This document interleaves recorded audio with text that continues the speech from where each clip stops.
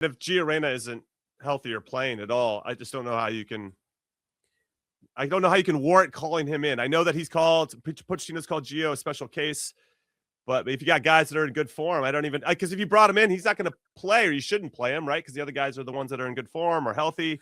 What would you do, Jim? Because right now with Gio Reyna, we're both getting our license, right? Our coaching license. That's right. B going for the A. You're in a position, and let's not make it about Gio specific, but let's just say you have a player who has these special qualities, that your other players in these positions don't. So he's unique in the sense that what he brings to the team, and when he comes in and he plays, he showcases well. But in his club, he's constantly injured. He's not playing. He's not in a rhythm. But or you have belief that in the summer he'll be fit enough to play and give you what you need. Where do you sit with this? It's really interesting because, and we've heard some of the rhetoric from coaches in the past, not just Mauricio Pochettino, but coaches in the past, about the precedent that you want to set with the group. And if you make exception for one, then that lends itself to opening a door for, especially if this player isn't playing well, but you're still giving him opportunities, for some discord in your group and in your culture in terms of follow through and trust and respect and rapport. So I think all that needs to be taken into consideration. As it pertains to Gio, just for context, he's played 28 minutes in 2026. All right. I know we're only a month in, but he hasn't played much. And you have other guys that are playing well, taking on responsibility, showing up for their team, making plays on both sides of the ball, being vital. So I guess there would be a space where I would maybe potentially bring Gio in I would have that conversation with my staff, which is you guys at this moment, and anybody that wants to join in the chat. You're all part of the coaching staff right now, where you maybe bring him in and just you get to evaluate him. What I also learned in this podcast from Mauricio Pochettino that we already knew, but it got reinforced when I listened to it and watched it again. He doesn't use stats to evaluate players. He's an eye test guy, right? And he's a vibes guy, right? There's a feeling, there's an energy around him. So if you wanted to say, okay, Gio's not ticking all the boxes for us, what we want to see at the club level, then let's bring him in. Let's evaluate him for ourselves. Let's see how the rest of the group responds to him. And then you can make your decision accordingly. So that's probably the space that I would be in, or at least that's the conversation I'd want to have with my staff, which is you two. So Tones, you're next on this. So are you calling him in March? Is he in the camp? If he's not injured, and I can see that he's playing, so he's got to be healthy. If he's healthy, then I think there's a conversation with all of us. Do we want to bring him in? Because this is really our last look to see the pieces that we want to, and there's a part of it too. Like if you think you can bring him in, I love this, actually. I love this conversation. Because now, let's say you bring him. Yeah, you know what? I'll put my flag in the ground. I would bring him in if he's healthy. I'd bring him in. Because you said he will not be in the World Cup this year, right? I did say that, but this is now you got my coaching hat on. Okay. So if you bring him in and you know you're not going to tell him this, but listen, I'm not going to play him. So I want to see how he responds to that role. And if there's any bullshit, then you're like, that's not a guy I can trust in a World Cup where he is going to be too much work if I don't start him. Mm-hmm. So there'd be some challenges. And as you guys coach, right, there's all these little tests. And so there would be a lot of value in that and knowing, okay, if this guy comes in and doesn't play, what does that look like? Not just for him, but for the group. And how does that? So that's where I would kind of net out at the moment. But he's got to be healthy for me to even consider it in March. So Jim, you're the head coach. I'm your assistant coach. Now I got to give you an opinion, right? And I want your feedback. You're asking me. You're asking the staff, right? Okay, what do we do? Yeah. I would go.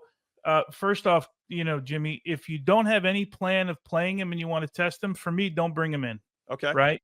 And I'd value that opinion.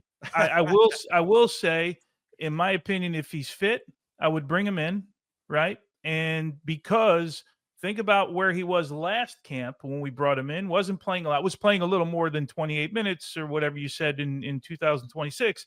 But he gave us something. And in my head, maybe it's me. I can't get out of it the comments of Christian Pulisic, if you remember.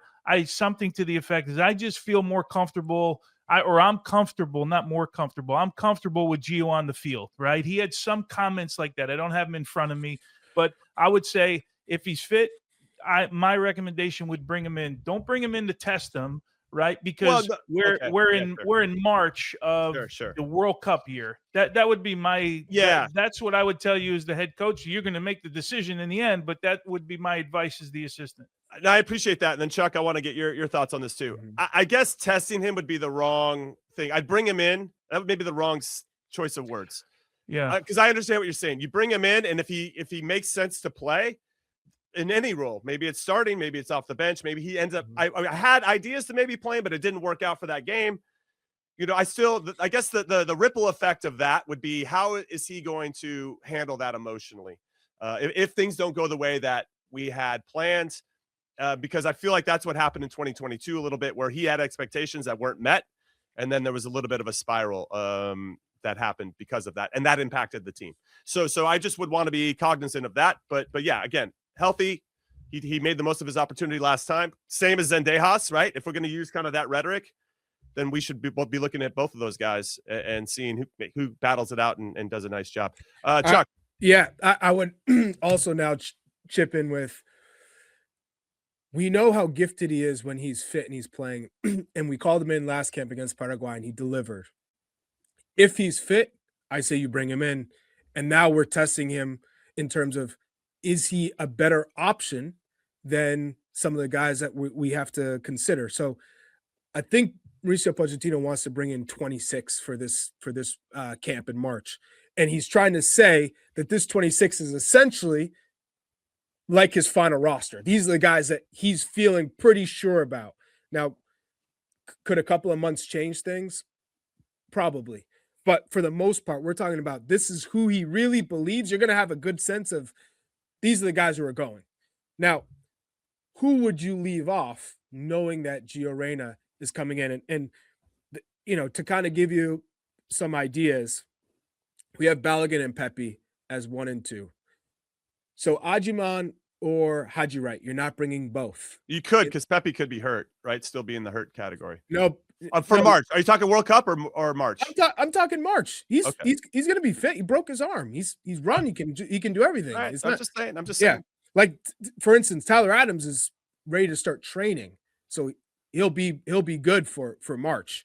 But we're talking guys who, you know, McKennie and Tillman are locks, right, to go, and Christian and Tessman and Adams. But Zendejas, you have Brennan Aronson, you have Sebastian Berhalter and Roldan.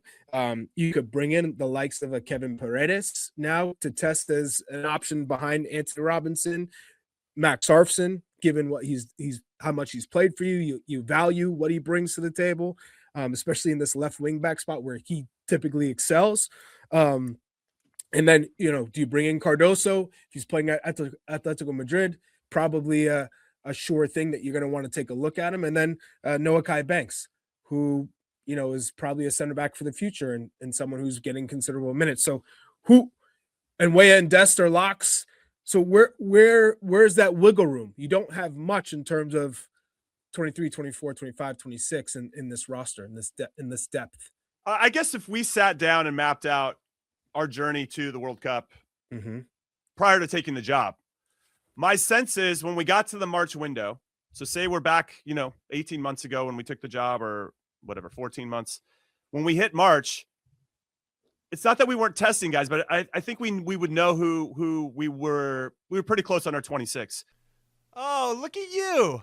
You got to the end of the video. Thanks for watching. We appreciate it. So if you want more average to good content, then you know where to go find it. Go peruse our channel, then hit like, then hit subscribe, and of course, turn on your notifications so that you never miss a show. We'll see you next time.